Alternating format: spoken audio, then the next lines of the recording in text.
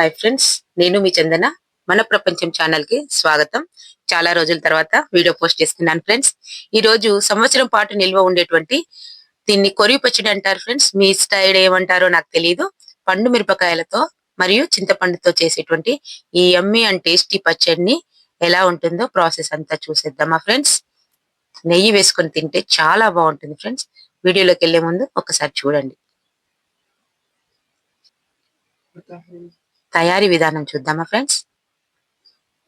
ముందుగా 1 కేజీ పండు మిర్చీలను మనం ఒక చక్కటి కాటన్ గుడ్డతో తడి పొడిగా ఉన్నటువంటి గుడ్డతో చక్కగా తుడుచుకుంటూ తొడిమ తీసుకోవాలి ఫ్రెండ్స్.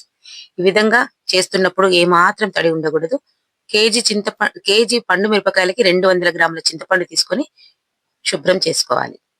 ఆ తర్వాత వాటిల్లో కొద్దిగా చింతపండు, కొంచెం పండు మిరపకాయ ముక్కలు, కేజీకి పావు కిలో ఉప్పు చొప్పున కాస్తంత ఒక లేయర్ లా వేస్తూ అన్నింటిని అందులో వేసి చక్కగా కలియబెట్టి మనం ఉప్పు మరియు చింతపండు, పండు మిరపకాయ ముక్కలు కలిపి అలా మూత నుంచి ఒక ½ గంట పాటు మనం రెస్ట్ ఇవ్వాలి ఫ్రెండ్స్. ఈలోగా మనం ఇందులో కావలసినటువంటి పొడి ప్రిపేర్ చేసుకుందాం. అవేంటంటే 2 చెంచాల మెంతులు దోరగా వేయించుకోవాలి. ఇలా దోరగా వేగుతున్న సమయంలోనే కాస్తంత 2 చెంచాల జీలకర్ర. ఈ జీలకర్ర మెంతులు చక్కగా వేగుతుంటాయి. ఇలా వేగుతూ చివరాకర్లో కొద్దిగా ఆవాలు కూడా వేసుకొని చక్కగా దోరగా వేయించుకోవాలి. తర్వాత వీటిని మిక్సీ జార్లో మెత్తని పౌడర్ చేసుకోవాలి. ఇలా అయిన తర్వాత మనం రెస్ట్ ఇచ్చినటువంటి ఆ మిర్చి వాటిల్లో 150 గ్రాముల వెల్లుల్లిపాయలు పొట్టు తీసి వేసుకొని అంతా ఒకసారి బాగా కలుపుకోవాలి.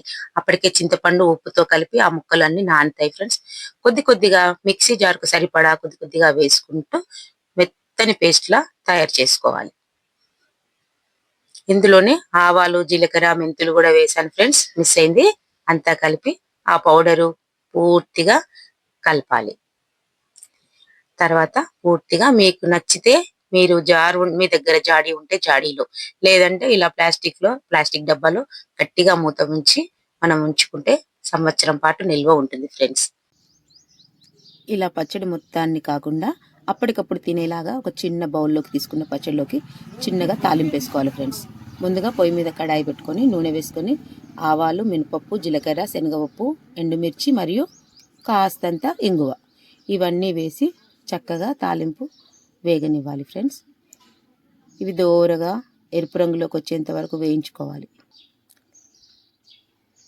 చిన్న బౌల్లోకి కాసంత పచ్చడి తీసుకొని అందులో ఈ వేయించుకున్నటువంటి తాలింపు అంతా కూడా వేసి చక్కగా కలుపుకుంటే అప్పటికప్పుడు తినేదానికి సిద్ధమవుతుంది ఫ్రెండ్స్.